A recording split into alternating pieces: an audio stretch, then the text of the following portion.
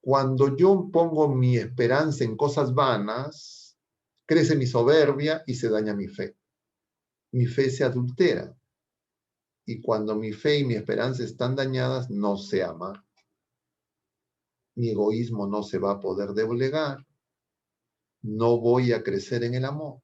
Y esas tentaciones y esas prácticas están muy vinculadas a mi necesidad de crecer en la fe, la esperanza y la caridad, que son dones que recibí el día de mi bautismo, pero que yo tengo que hacer un trabajo para que crezca.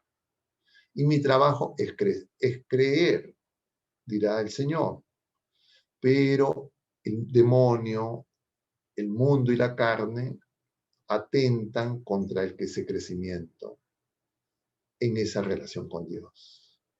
Y por eso es que yo necesito descubrir que creer y convertirme es lo mismo. Y entonces, yo tengo que descubrir, en el Nuevo Testamento se habla 3 veces de conversión. Se habla de conversión en ese pasaje del inicio del Evangelio de Marcos y en los paralelos de los sinópticos, cuando Jesús inicia su predicación, conviértase y crean en el Evangelio. Esa conversión es a creer en Jesucristo, creer en la buena noticia. El Evangelio es Jesucristo. Él es la buena noticia. Y la buena noticia es que no estamos solos, que Él está cerca. Es decir, que nosotros no nos vamos a convertir, sino Él nos va a convertir a nosotros. Él va a hacer la mayor parte del trabajo, es decir, va a ser gracia. Es pasar de la ley a la gracia, va a decir San Pablo. Esa es la conversión que el Señor nos anuncia. Esa es la buena noticia, que es gratis. Porque a veces uno dice, oye, pero yo no puedo, intento, vuelvo a caer, vuelvo a fallar, soy un desastre, ya el Señor no puede conmigo. No, sí puede, Señor. Para Él no hay nada imposible, es gracia. Pero a veces yo creo que depende más de mi esfuerzo. Necesito un esfuerzo, por supuesto. Se necesita un camino de purificación ascético, pero para que yo pueda iniciar ese camino ascético se necesita la gracia. Sin la gracia es puro pelagianismo, es decir, puro voluntarismo. Y a veces necesito conversión de ese tipo. Eso le pasó a Santa Teresa de Ávila. Eso le pasó a la Madre Teresa de Calcuta. Eso le ha pasado a lo largo de la historia a muchas personas. Le pasó a San Pablo. San Pablo ya había dejado el pecado, era una persona fiel cumplidor de la ley, fariseo, pero no conocía la gracia. Entonces él creía que era cuestión de esfuerzo humano. Intentaba. Él dice que era irreprochable. Pero luego él mismo, al final de su vida, ya en la carta a Timoteo, él va a decir, he peleado el buen combate, he conservado la fe. Él se da cuenta dónde estaba el punto y nos lo deja para que nosotros lo tengamos presente. Entonces, uno de los pasajes de la conversión es ese. El otro pasaje está en Mateo. Es el pasaje que Jesús está con sus apóstoles, va camino a la cruz, tiene un paralelo en Lucas que hemos visto este año, y ellos están discutiendo quién es el más importante. Y Jesús va a poner en medio de ellos un niño. Si no se convierten, le va a decir el Señor, y son como niños, no pueden entrar al reino de Dios. Y esa conversión, eso ser como niños, ser pequeños, es lo que nos enseña Santa Teresita de Lisieux. Es el camino de la infancia espiritual. Santa Teresita, a las religiosas que vivieron con ella, no les impresionaba nada. O sea, las personas que la conocían a ella no veían en ella una santa, no era no era una, diríamos, no era una mujer de virtudes heroicas excepcionales a ojos de sus compañeras. La iglesia la declara santa cuando empieza a leer lo que esa monjita ha escrito, muy jovencita. Y ella descubre que en realidad más importante que hacer es recibir. Un poco como lo que el Señor nos había mostrado en las dos hermanas, Marta y María, cuando nos dice que María había escogido la mejor parte. Entonces, mientras que compañeras de Teresita querían entregar sus vidas, inmolarse y sacrificarse, ella sentía que no tenía valor para eso.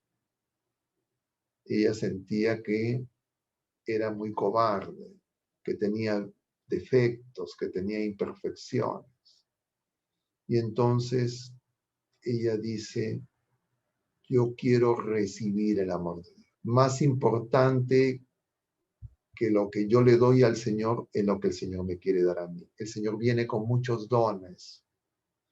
Yo no le tengo que dar. ¿Qué le puedo dar? Yo lo que quiero es amarlo. Quiero llenarme de su amor para poder amar como Él ama.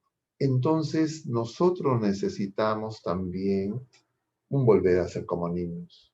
Y ese volver a ser como niños exige confianza.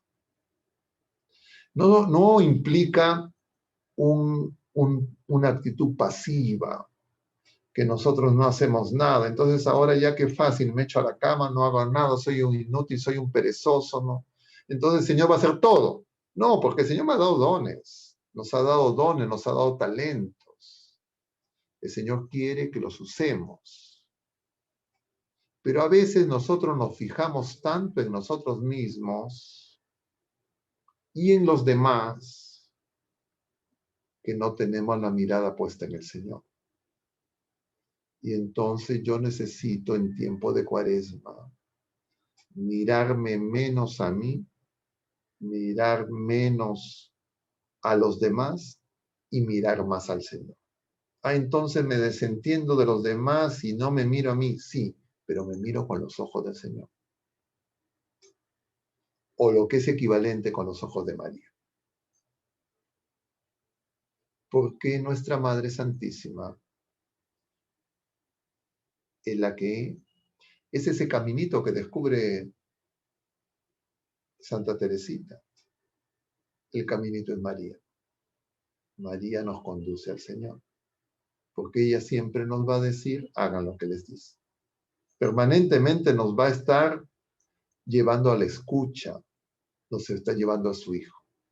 Y entonces, la conversión tiene esas distintas características según el momento y lo que nosotros estamos viviendo. En general, nosotros estamos viviendo en la iglesia una tibieza, una mediocridad. Y entonces también en el libro del Apocalipsis capítulo 3, en las cartas a las iglesias y en la carta a la Odisea, también se habla de conversión. Cuando el Señor le dice, no, escribe al ángel de la iglesia de la Odisea, no eres ni frío ni caliente, eres tibio, te voy a vomitar. Conviértete. ¿Y cómo yo me convierto? Yo no me convierto, me convierte el Señor. Y para eso yo necesito recibir el don del Espíritu Santo. Porque la Cuaresma me prepara para celebrar la Pascua. La Pascua es la misa, la tengo que vivir mejor. Pero en cada misa se pide por nuestra conversión. En la misa, en el momento del epíclesis, en el momento de la consagración, cuando el sacerdote pone las manos sobre la patena, sobre el cáliz, implora la efusión del Espíritu Santo para que el pan y el vino se conviertan. Yo lo que tengo que hacer en Cristo, ¿no? En el cuerpo y la sangre de Cristo. Yo lo que tengo que hacer es unirme a ese pan y ese vino para que el Señor me convierta. Yo creía que me tenía que flagelar, yo creía que tenía que caminar de rodillas. Eso, si es que el Espíritu Santo le suscita eso, bendito sea Dios, por algo. El Señor son almas espirituales con alguna misión especial, puede ser. Pero la conversión es una gracia que invocamos en la Eucaristía. Porque nosotros somos cuerpo de Cristo, no desde el bautismo, pero somos cuerpo de Cristo que nos hemos separado de Cristo. La Eucaristía es sacramento de comunión, uno con Cristo. Entonces, para ser yo uno con Cristo, me tengo que convertir en Cristo. Y eso se pide en la Eucaristía. Y cuando yo recibo a Cristo en la comunión, Él entra en mí con su espíritu, sopla, igual que cuando los apóstoles encerrados, Él atraviesa las paredes, les dice paz a ustedes, sopla y les dice reciban el Espíritu Santo. Y entonces nosotros necesitamos vivir mejor la Eucaristía para poder ser Eucaristía. Nuestra vida tiene que ser una Eucaristía. Nosotros nos tenemos que hacer ofrenda de servicio, de amor a los demás. Y eso toma toda la vida. Y nosotros solo vamos a entregarnos totalmente, ya sin ningún apego, cuando nos toque partir de este mundo. Pero si es que yo no me preparo durante la vida presente, cuando llegue ese momento, Jesucristo va a venir a mi vida como un ladrón. Ahora yo hablaba con unas personas en la mañana del hospital, les hablaba del duelo, ¿no? Entonces cuando me presentan antes de hablar me dicen, sí, porque en este tiempo de pandemia muchas personas han perdido a sus seres queridos. Y yo les digo, discúlpenme ustedes también si ustedes han tenido la experiencia de seres queridos que han partido. Pero decía, yo no pierdo a los seres queridos. Yo pierdo las cosas en todo caso que me pertenecen. Pero yo no soy propietario de ninguna persona. Los padres no son propietarios de sus hijos, los hijos no son propietarios de sus padres, los hermanos no son propietarios de sus hermanos, los esposos no son propietarios. Somos de Dios. Y yo cuando parto, yo que he salido de Dios, vuelvo a Dios. Pero cuando yo digo, ay, he perdido a mi ser querido, qué barbaridad es, porque está en mí un apego, porque me había apropiado, me había adueñado. Y yo me puedo adueñar de personas, me puedo adueñar de cosas. Y yo tengo que tener desapego por las cosas. Pero claro, eso el Señor, en su pedagogía divina, Él lo va haciendo poco a poco. Pero quiere que nosotros nos demos cuenta. Porque no quiere hacerlo sin nuestro consentimiento. Él quiere hacerlo con nuestro consentimiento. Quiere que nosotros nos demos cuenta y que nosotros nos entreguemos a Él. Porque el día de nuestra partida tendría que ser el día más feliz para nuestra vida. Porque encontraríamos al amado de nuestra alma cara a cara. Extraño amor que yo digo, amo a Dios, creo en Dios y nunca lo quiero ver. Sabes que te amo tanto, pero todavía no te quiero ver, no vengas. Y entonces yo en mi oración me tengo que dar cuenta. Eso no significa entonces ya se me quitan los miedos con eso, no. Yo reconozco, Señor, tengo miedo, tengo apegos, soy cobarde. Creo que yo soy indispensable y si yo no estoy, todo esto se va a venir abajo. Confío más en mí que en ti. Ayuda. Y el Señor lo va a hacer. Pero si yo en mi cuaresma, en mi oración, en mi limosna, en mi ayuno, no me doy cuenta que mi fe, mi esperanza, mi caridad están dañadas por este mundo, por mi carne, por el enemigo que me engaña, entonces yo simplemente voy a dejar que pasen los días y no me voy a dar cuenta. Y como nosotros no sabemos si esta cuaresma es la última, entonces nosotros tenemos que, igual que cuando a los sacerdotes nos dicen, ¿no?, que uno tiene cada vez que celebra la misa, uno tendría que celebrar la misa como que es tu primera misa, tu última misa. Igual tiene que ser nosotros. Y ahora en este tiempo, eso se ha hecho más evidente. Porque esta cuaresma, yo les decía la semana pasada, no es cualquier cuaresma. Es una cuaresma en pandemia, con sacramentos restringidos, una cuaresma en medio de un proceso electoral de gran confusión, y nosotros nos podemos dejar arrastrar por ese huaico. Y como toda cuaresma es prueba, también es prueba la pandemia, es prueba que los sacramentos de Jesucristo estén restringidos, es prueba que estemos en este proceso electoral. De alguna manera estamos como en el exilio de Babilonia.